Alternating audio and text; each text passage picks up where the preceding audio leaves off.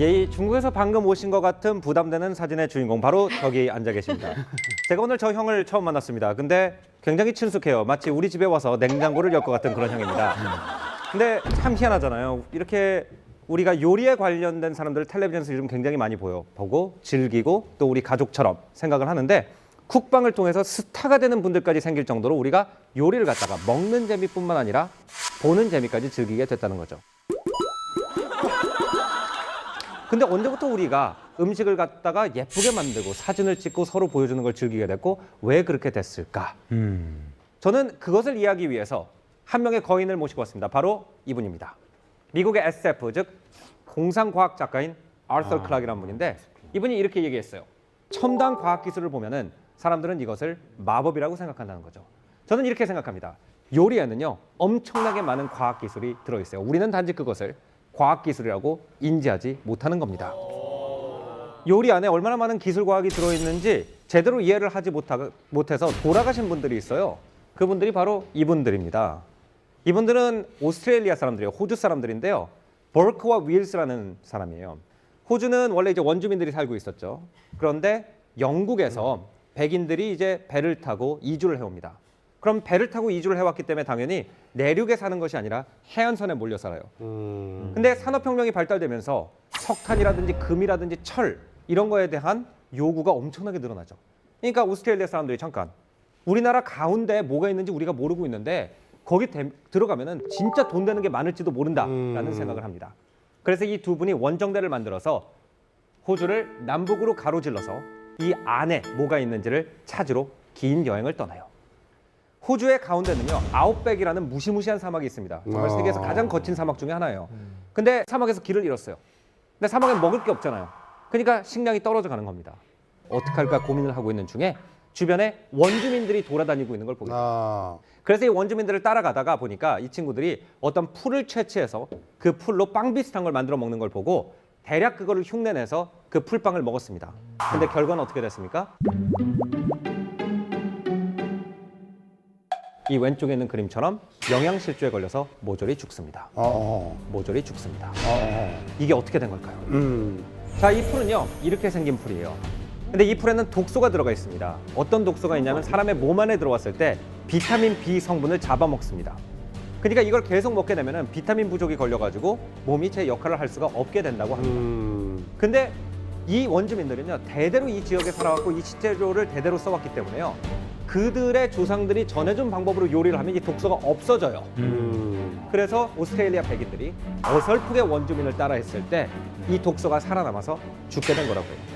그러니까 원주민들한테 너 왜 그런 방식으로 요리를 해? 그러면 이게 첨단 과학기술이라고 절대로 얘기하지 않겠죠. 그 사람들은 그냥 우리 조상 대대로 이런 방식으로 요리를 해왔어 라고 얘기를 할 겁니다. 하지만 그거를 모르는 사람한테는 이게 첨단 과학기술이에요. 저는 이렇게 생각합니다. 지금 쿡방에서 방송을 하시는 요리사분들은요 요리사로 사람들이 보는 게 아니라 마법사로 본답니다. 마법사로 본답니다. 그러니까 이게 대대로 경험이 축적되면서 진짜 거인의 어깨에 서는 것처럼 우리는 선조들의 지혜를 물려받아가지고 요리를 하면서 살았어요. 증조 할아버지 시대만 해도 산에 가가지고 딱 보면은 접어서 먹는 거다 먹지 않는 거다. 우리 선조들은 다 개개인이 알았고 동네 전체가 알았습니다. 맞아. 근데 이것을 우리가 잊어버렸어요. 이것을 잊어버리니까 요리하는 사람들이 마법사가 됐다는 거죠. 말투가 원래 저러시지 않은데 말투가 원래 저러시지 않은데 원래 여기 올라가셨죠? 올라가면 달라졌어요. 굉장히 톤이 달라지셨어요? 그분이 오신 것 같은. 강의 말투죠, 강의 말투. 우리나라에서는 이 현상이 조금 더 빨리 간 이유가 있어요. 왜냐하면은 우리나라의 원래 요리 환경은 저런 부엌입니다, 그죠? 우리나라는 아궁이가 있고 또 밖에 마당이 있어가지고 거기다 장독대를 쫙 놓고는 거기다가 된장, 고추장, 김치 이런 걸 보관을 해놨어요. 현대 이제 아파트 부엌으로 우리가 옮기기 시작하면서 우리 원래 먹던 요리를 해먹기가 굉장히 부담스럽게 돼요. 그런 상황에서 이제 우리가 이 부엌을 쓰는 방법을 몰라요, 잘. 우리 전통이 아니기 때문에. 그래서 현대 부엌을 쓰는 방법을 잘 모르는 상황인데다가 또 우리 같은 경우는 입시 경쟁이 굉장히 치열하기 때문에 어려서 부모를 도우면서 요리하는 법을 배우지 않죠. 그래서 완전히 요리를 할 줄 모르는 세대가 됐다고 생각해요. 유럽에서는 사실 이 분리가 굉장히 일찍 일어나요. 그래서 우리가 서구화의 물결과 함께 집에서 자연의 상태부터 요리까지 모든 것을 할 줄 모르는 사람들이 된 거예요. 서양에서는 이게 언제 일어나냐면 로마 시대에 일어납니다. 로마의 주식은 빵이죠. 근데 빵을 갖다가 옛날 어떻게 구워 먹냐? 집집마다 반죽을 했겠죠? 이것도 굉장히 어려운 기술이에요. 반죽 해본 분들은 아시겠지만 그 반죽한 빵을 갖다가 화덕에다 구워서 빵을 만드는데 원래 처음에는 집집마다 화덕이 있었어요. 근데 집집마다 화덕이 있으면 장작이 굉장히 많이 필요합니다.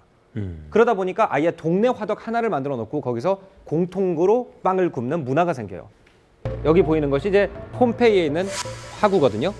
이런 큰 화구를 만들어 가지고 동네마다 그 동네 사람들이 먹을 빵을 그 동네에서 단체로 굽습니다. 이게 우리가 알고 있는 베이커리 문화의 시작이고 이 베이커리 문화와 함께 로마인들이 세계에서 최초로 자기네가 먹는 주식을 스스로 요리할 줄 모르는 민족이 됩니다. 로마의 일반인들도 그런데 로마의 귀족들 같은 경우에는 더 했어요. 왜냐하면 전 세계를 다 자기네 나라의 식민지를 만들었습니다. 그럼 이 식민지에서 우리 엄마 아빠가 다룰 줄 모르는 식재료들이 들어온단 말이에요. 그래서 아예 그 식재료가 들어올 때 그 동네에서 요리를 잘하는 사람을 노예로 납치해 옵니다. 그러면서 로마인들이 내 밑에 희귀한 요리를 할 줄 아는 노예가 몇 명 있다. 이게 자기 신분이 돼요. 그래서 로마인 하면 우리가 딱 떠오르는 이미지가 이런 이미지죠. 항상 먹고 있습니다.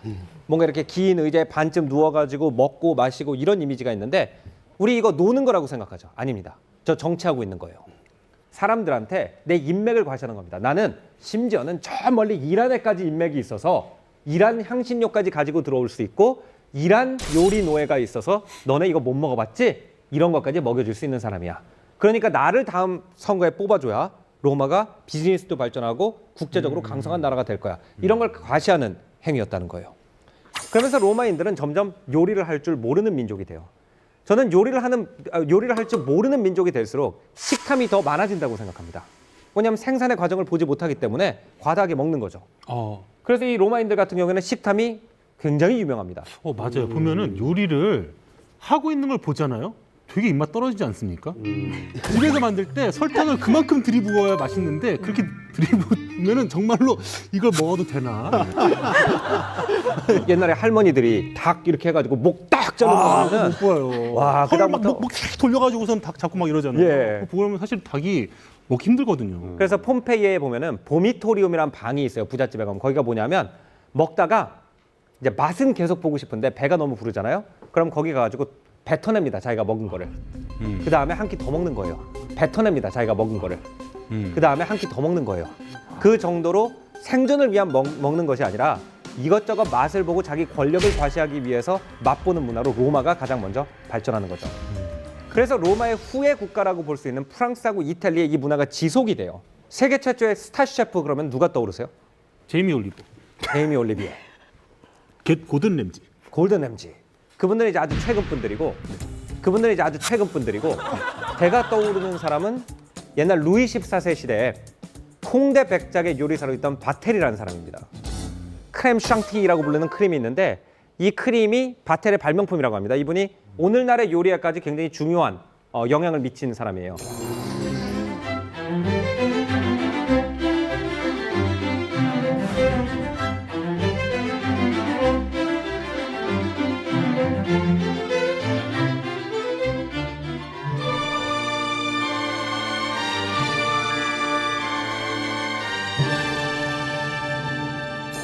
근데 이 사람을 현대인들이 알고 있는 이유는 사실은 프랑스의 국민 배우 제럴 데팔디우가 주연한 바텔이라는 영화가 있어서 그래요. 근데 그 영화에 보면 어떤 장면이 나오냐면 루이 14세랑 콩대 백작이랑 카드 내기를 합니다. 너무 루이 14세가 콩대 백작 집에 놀러 와서 이 사람 요리를 잘하니까 우리 카드 내기를 해가지고 이기는 사람이 바텔을 데려간다. 이 정도로 요리사를 누가 데리고 있느냐. 이게 내 권력의 상징이 돼요. 그래서 이제 이 프랑스 혁명이 났죠. 귀족들이 없어졌습니다. 귀족들이 없어지면서 그 귀족 밑에 있던 요리사들이 있을 거 아닙니까? 그 사람들이 다 동시에 실업자가 되겠죠. 아하. 그래서 수요와 공급이 딱 맞아 들어가지고 프랑스에서 가장 먼저 레스토랑 문화라는 게 꼽힙니다. 그래서 사람들이 이제 음식점에 가서 메뉴를 딱 주면은 내가 할 줄 모르는 요리, 우리 가정 레시피에 없던 요리를 갖다가 맛볼 수 있다는 것이 내가 이만큼 잘 산다라는 상징이 되는 거죠. 파리에서 선도한 레스토랑 소비 문화가 세계로 퍼져나가면서 스타 셰프 레스토랑 이런 것들이 세상에 알려지기 시작하고 점점 사람들은 내가 도시인이다라고 하면 집에서 요리를 안 하는 것이다라는 걸 당연하게 생각하기 시작하면서 우리는 자연에서부터 내 식탁까지 음식이 어떻게 만들어지는지를 모르는 현대인이 됐죠. 아하. 그러니까 우리는 이 기술이 없어졌기 때문에 이 기술을 아직도 가지고 있는 사람들 보면 정말 신기한 거예요. 칼질을 할 줄 모르는데 셰프님들이 나와가지고 다다다다닥 했더니 양파가 가루가 되잖아요. 그런 거 어디 이렇게 프라이팬에다가 기름을 딱 넣으니까 뭔가 뻥 불이 올라왔는데 고기가 스테이크가 되는 거예요. 그런 거를 집에서 맨날 본 사람은 그것이 신기하지 않겠지만 못 보던 사람한테는 이것이 하나의 마법처럼 보인다는 거죠.